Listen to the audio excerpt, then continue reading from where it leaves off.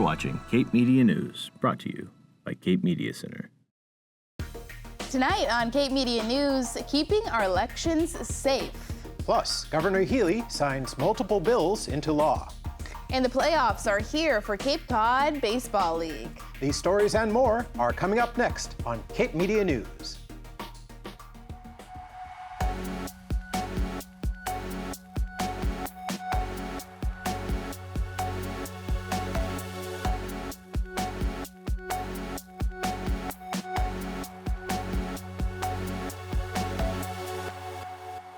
Good evening. It is August 9th, and welcome to Cape Media News, your source for hyperlocal news that matters. I'm Lauren Williamson. And I'm Jamie Horton. With state and federal elections fast approaching, some voters remain concerned about the safety and integrity of the election process. We spoke with our town clerks to get into the nitty-gritty about how they run their elections. Ann Quirk of Barnstable, Emily Mitchell of Harwich, Julie Smith of Chatham, Mary Maslowski of Yarmouth, and Terry Bunce of Dennis joined us for a candid discussion of the election process. Take a look. The state requires us to mark up 50 Republican, 50 Democrat, and 5 Libertarian ballots. So when you mark them up, you have people sit down and actually vote the ballot. And then we put them through the tabulators to verify that what we said we voted and what actually comes out on that tape is exactly the same. And 50 of them so that there's enough different types of markings on them so that there's a way for them to say, okay, that was done. And that tape is sent to the Secretary of State's office, to the Elections Division, before the election. And it's important to note that we have to test every single machine so that if we have if I have 9 machines that I use on election day and I have 2 spares and I have a high-speed tabulator that I use for advanced processing, we have to run those ballots and test every single one of those machines in time based on a timeline that the Secretary of State sets out for us. So that's how we can tell the public that we know our machines are accurate and we know that our counts are accurate because we've done the testing. We've done the testing with all of our cards and with all of our machines. So we know that they're all reporting the same results with the same test deck each time. So that's our baseline for starting. I did notice this year, we've had a lot more people come out of the woodwork that want to be poll workers. And per the state's recommendation, they do recommend that we do a training with the election workers. So at this point, because I've done my 2 trainings, one was just a couple months ago, people that are coming out now, unless I had the time to sit and go through everything that I went through with everyone else training, I'm not going to have them work on a presidential election. I have to have people that have been through my training, that have worked previous elections because they've been through a training before. We're having a lot of people send emails through a company called Power the Polls. And some of these people, I don't know them.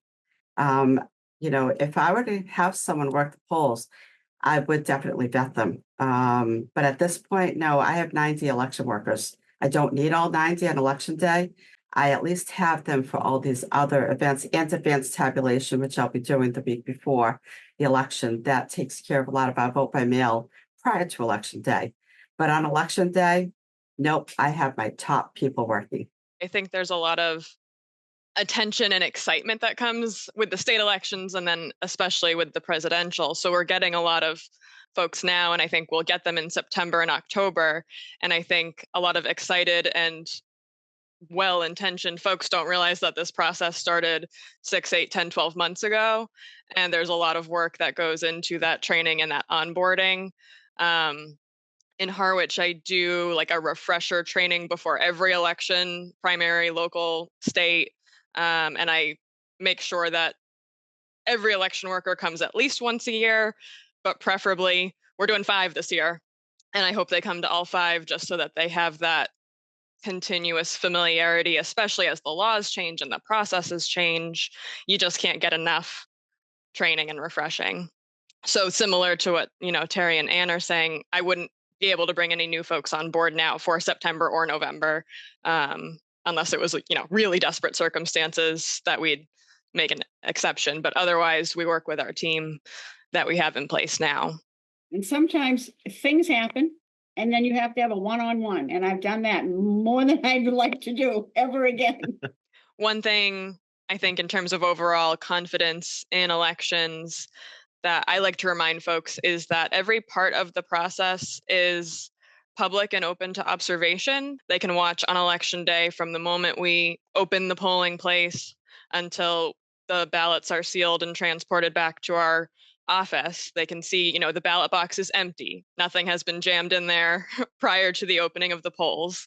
The tabulator reads 0. No ballots have been cast. And that matches the fact that the box itself is empty. And the results at the end of the night match the number of ballots we've pulled out of that box. And so I think there's those safe checks that are there, in print and available for observation. And I encourage folks to observe those things. The testing process that we talked about, equipment testing is open to the public. Folks are welcome to come and see. And, we have folks come at that point. That's when I've been asked a lot of questions about the machines, like how do they count the ballots? Are they connected to the internet? They're not. How do we know that, these machines are accurate and secure? And so that's a great opportunity. We're showing you how we test it. You're seeing how the machine works. You're seeing how the results are read in kind of a low stakes situation. This isn't the election result. This is the test session. You can ask the questions, and it's a great time to have a more one-on-one conversation with folks about the kind of intricacies of how the machines work and how the results come to be at the end of the night. I think the other important thing for people to remember is that at larger elections like the presidential, the numbers will change. The results that at the end of the night, they're preliminary. They're not final numbers. These larger elections, there's overseas ballots, there's military ballots, there's provisional ballots, there's different types of ballots that we have to research after the polls close. And those numbers, whether we can count those ballots or not for various reasons, those will change the end number that is reported to the state. So there, we all hear a lot about, the numbers changed, something flipped, it must be the machine, or it must be, something nefarious. Most, 10 times out of 10, it is a valid ballot that either wasn't received before the polls closed for whatever reason, whether it be overseas, military, or provisional that we couldn't determine on election day, whether that was a ballot or vote that we could count for a voter. And we have certain timeframes, like everything else set within state law, that we do research and we do add those. So on the drop dead date, when, the results are reported, everything is included. So when people are concerned about the number changing from what they see posted at the end of the night on election night, as opposed to what they see posted and reported to the state and everywhere else, that there are reasons for that. And it's all within the law. And it's just to make sure that every ballot counts. Emily Mitchell also gave us details on an event she will host on August 20th at the Harwich Community Center called Trust the Process. So this is going to be my first stab at this type of event, but it's going to be an information session and then primarily a Q&A on all things related to election processes. So nothing about candidates, nothing about policies, really kind of like the conversation we're having now for folks to ask what our security measures are. And really not even security almost makes it sound like there's a threat, but really just what is the day to day? What happens from the day we receive printed ballots from the state look like? How do we verify their accuracy? And then how do we mail them out? And how do we prepare those mailed ballots? How do we document those mailings? How do we receive and store those ballots? How do we then process them to tabulate results? Because we know, there's a lot of confusion or maybe even distrust in the mailed ballot process. So we'll go through that step by step. And then if folks want to know how to vote early in person and how those ballots are processed, how election day ballots are processed, how all of the results are then combined to give a final election outcome for the community. So if folks want to have those questions, how are machines tested and how are they certified and how are they purchased? How is the accuracy, tested and verified? Those types of questions that I think are in kind of the public ethos right now. We're hoping to get factual information directly to our voters. For more information, you can visit the town clerk page on your town's website. Do you operate a boat or other watercraft? Do your kids like cool pyrotechnics? Well, the Chatham Coast Guard Auxiliary Flotilla is presenting a free demonstration of safe, handheld flare practices. The demonstration, designed specifically for local boaters, will include the safe use of devices to signal distress while on the water. Local mariners are also encouraged to bring any expired flares to be properly disposed of by the Coast Guard. This presentation will take place at 12:30 p.m. at Lighthouse Beach. You don't want to miss Barnstable's 27th Annual Kids Day next Wednesday, the 14th. Starting at 10 a.m., head to Barnstable High School to enjoy canine and SWAT demonstrations, fire hose tug of war, an array of emergency vehicles, and the infamous fire truck foam spray. Grab a hot dog and a soda, free of charge, and donated by local businesses. Do you have any gently used toys lying around that are taking up space? Well, the Cape Cod Toy Library with West Parish Family School is hosting a community yard sale on August 17th. You can drop off your toys, household items, books, or board games at the 2049 Meeting House Way in West Barnstable on Friday the 16th. All proceeds go towards the Cape Cod Toy Library and West Parish Family School. For more information, you can call Alicia at 508-362-4967. Tomorrow, August 10th, join the West Yarmouth Library for their final field day of the summer. From 12 to 2 p.m., join in the outdoor games, parachute play, sidewalk chalk drawing, and much more. In the event of rain, the event will be moved indoors for board games and crafts. Next Saturday, the 17th, head to West Barnstable for an event-filled day as the West Barnstable Village Festival Day begins at 9:30 a.m. all across the village. Visit Weldon Memorial Library to check out 30 local vendors setting up on the lawn, including Hidden Gardens Cape Cod, Prism Moon Terret, and Acorn Cottage Press. Or stroll down to the Meeting House Farm to brave the labyrinth and start a scavenger hunt. Head to the West Barnstable train station and museum for reduced train tickets. Join in the Cape Cod Railroad's 3rd annual Rail Fan Day celebration, which includes free admission to the train museum and access to Hyannis Yard, where you can view and tour several railroad vehicles, including the newest locomotive and the derailment truck. Coming up after the break, sports and more. Stay tuned. Welcome back to Cape Media News. I'm Jamie Horton. And I'm Lauren Williamson. Earlier this week, Governor Healy signed into law legislation that authorizes $5.1 billion in spending to tackle the state's increasingly dire housing market. Over the next 5 years, the Affordable Homes Act will support the production, preservation, and rehabilitation of over 65,000 homes in Massachusetts. This legislation includes 49 policy initiatives to counter rising housing costs caused by high demand and limited supply. Here's what she had to say. It's a great morning for Massachusetts because today we are signing the largest investment in housing in our state's history, $5.2 billion. To our business leaders who have said to us time and time again, the number one issue for recruiting and retaining and growing great talent in this state is being able to house people, right? People need to be able to afford a home and to keep the workforce we need to drive the economy. So I thank members of our business community and healthcare leaders who are here today who know that housing costs and housing quality is a direct determinant of health across Massachusetts. Thank you for being here. Look, I just say this, Massachusetts, just to remind everyone, we are number one in schools and education. We are number one in healthcare. We are number one. If you're a woman and you want to live in any state in the country, Massachusetts is the state to live in. Those aren't just my words. That's what surveys say. We're number one for innovation and entrepreneurship. We're a state that leads in freedom and equality.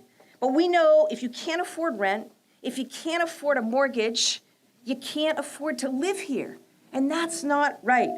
So we brought everybody together to do something about it. Affordable Homes Act, which is what we're serving up today. These are homes for teachers and nurses, homes for EMTs and firefighters, homes for medical assistants and restaurant servers, engineers, small business owners, homes for people who keep our community strong and growing. It creates homes for every kind of household at every stage of life. Seniors who want to downsize in their own communities, public housing residents who deserve a home they can be proud of, veterans, where's Doug? Veterans, right? Who have earned a safe home in our communities. Look, this legislation is going to help everyone. So I want to thank Speaker Mariano, Senate President Spilka, again, Chairs Edwards and Arciero, members of the legislature, for working to get this done. It's a really big deal. It's a really great day. It's just a start. There's more to do, but we are all intent and focused on getting after it in this next stage. Later that day, Governor Healey also signed an act relative to salary range transparency. This legislation increases equity and transparency in pay by requiring employers to disclose salary ranges and protecting an employee's right to ask for those salary ranges. At the State House, Healey discussed what this means for women and people of color in the workplace. And here we are, moving to this wage transparency celebration. This is so exciting. And I think, for me, for the LG, the first all-female team in the country ever elected, this is it's a good day. And as a result of today's work by the legislature and the advocates, more women are going to have more opportunity, which is what this is all about. It's great. Also, we know that being number one isn't good enough if you're a woman in this state and making 79 cents on the dollar, if you're a Black woman earning 54 cents on the dollar, or if you're a Latina woman earning 42 cents on the dollar. So today, we are about changing that. That's what wage transparency is all about, because you can't fix it if you can't measure it, right? So it's a pretty simple proposition. This legislation is enacted in a spirit, not of being punitive, but in a spirit of working together and improving. That's how it was designed, and I am grateful to the legislators for their work in crafting this. We can be more intentional at what's happening in our workplaces. And we can celebrate this because it's going to make our workforce stronger, our economy stronger, Massachusetts stronger. To learn more about these bills, you can look at them on mass.gov. In May, funding was approved at the Dennis Annual Town Meeting to support a child care subsidy program. This program will support up to 50 year-round Dennis residents with children from birth through age 5 by allowing them to attend a state-licensed child care program. The program includes a direct payment of $200 a month to a child care provider. The family must meet a threshold of 81 to 150% average median income, and the child must be enrolled a minimum of 2 days a week. For more information, including an application, visit town.dennis.ma.us/699.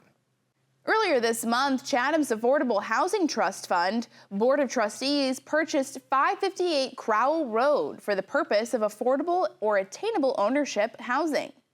The sellers Mira Rabin and Tom Whitman recognized the dire housing situation on the Cape. They offered the property below value and requested that this property be permanently deed restricted at an affordable level. The trustees believe this project can serve as a model for other Chatham property owners who are concerned about the lack of housing and have the means to help those in need. If you'd like to learn more about placing a deed restriction on your property, contact Housing and Sustainability Director Gloria McPherson at 508-945-5168. Oysters harvested between July 1st and July 18th from 2 sites in Lewis Bay have been recalled due to Campylobacter contamination. 2 Massachusetts dealers, Chatham Shellfish Company and Island Creek Oysters in Duxbury, have been affected by this contamination. We reached out to both for comment on their voluntary recall, but have not yet heard back. While oysters contaminated with Campylobacter can look, smell, and taste normal, they can still cause potentially life-threatening illness if eaten raw. Restaurants and retailers have been advised to dispose of the recalled oysters. The Department of Public Health and the Department of Marine Fisheries continue to investigate the shellfish growing area conditions in Lewis Bay, as well as harvest and handling practices. It has not been determined when the area can reopen. Registration is now open for the 2024 One Cape Summit, taking place on September 18th and 19th at the Witchmere Beach Club in Harwich. This annual summit is a regional forum for information, collaboration, and innovation across major policy issues in areas that impact Cape Cod. For registration information, you can check out onecape.capecodcommission.org. Happy tax-free weekend, Massachusetts! The sales tax holiday is taking place this Saturday and Sunday, the 10th and 11th. Most retail items of up to $2,500 purchased in Massachusetts for personal use will be exempt from sales tax.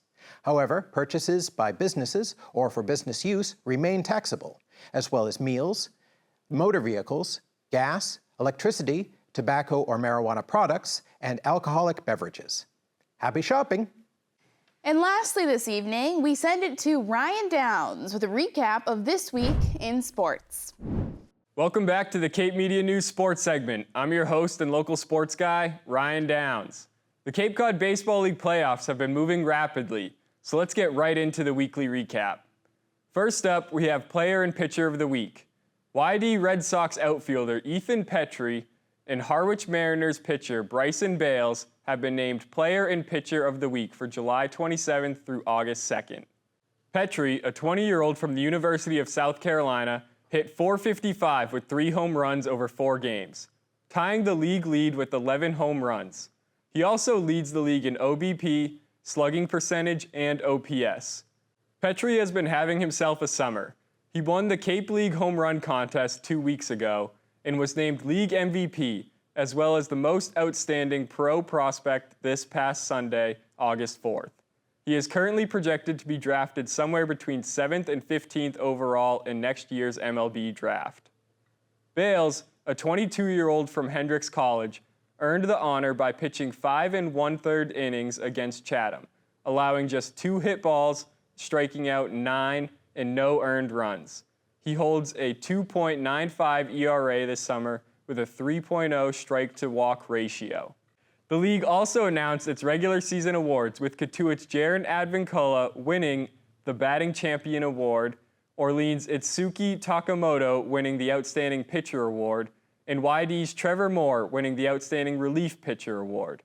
The YD Red Sox also took home the President Trophy, which is awarded to the regular season champions. YD had 52 total points. That being said, let's take a quick look at how the regular season ended. So the point system works by each team getting 2 points for a win and 1 point for a tie. The 1 seed will play the 4th seed, and the 2 versus the 3 in the first round playoffs in a single elimination. We know that YD won the regular season, but continuing in the East, it went Chatham as the number 2 seed, Harwich as 3, and Orleans as 4th, ending Brewster's summer. In the West, Hyannis finished on top, followed by Cotuit, then Wareham, and Bourne. Falmouth did not make the playoffs. For a round 1 recap, we got Cotuit over Wareham 7-4. Cotuit scored all 7 of their runs by the 5th inning and had a lead of 7-0. It wasn't until the 7th inning that Wareham started to creep back in. They only managed to put up 4 runs in the 3 remaining innings. Cotuit moved on to the West Division Finals, sending Wareham home for the last time. Then we had YD over Orleans 1-0. YD narrowly defeated the Firebirds in a classic pitchers duel featuring some of the Cape League's top arms in Colin Fang and Itsuki Takamoto.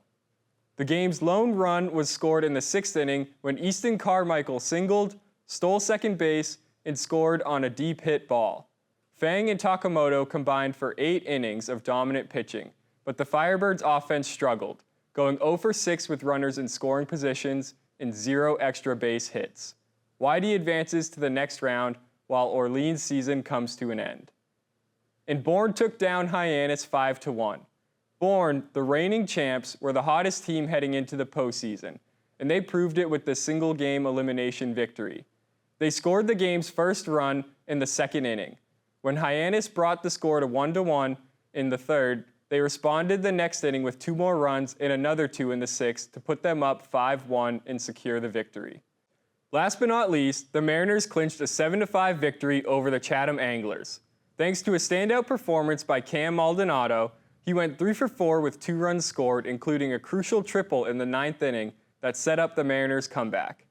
After falling behind 5-4 heading into the final inning, Maldonado led off the 9th with a line drive down the right field line, eventually scoring the tying run on a single.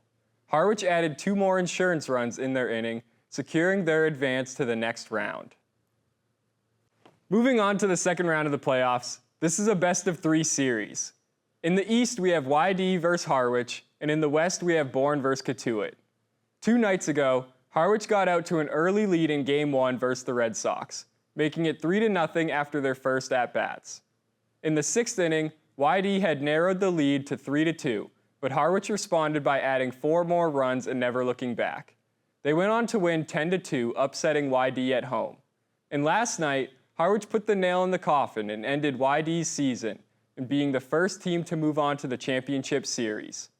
Harwich again scored in their first at-bat, making it 1-0, then adding 3 more in the 4th to make it 4-0. YD had a chance to rally in the 9th, but it was too little too late, as Harwich won 5-1. And in the West, Bourne and Cotuit had a nail-biter first game, resulting in a Cotuit 3-2 win. All the game's runs had been scored by the middle of the 5th inning, as a defensive battle took place in the remaining innings. And last night, as Bourne knew it was win or go home, they came out swinging.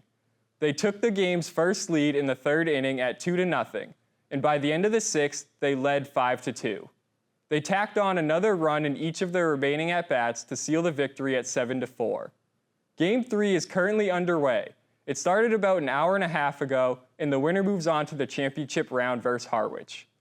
And that's it for this week's Sports Update. Back to you, Lauren and Jamie.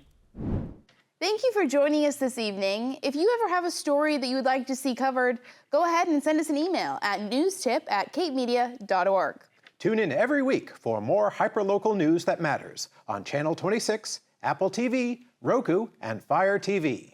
And be sure to follow us on all of our social media, including Facebook, YouTube, and TikTok. For Cape Media News, I'm Lauren Williamson. And I'm Jamie Horton.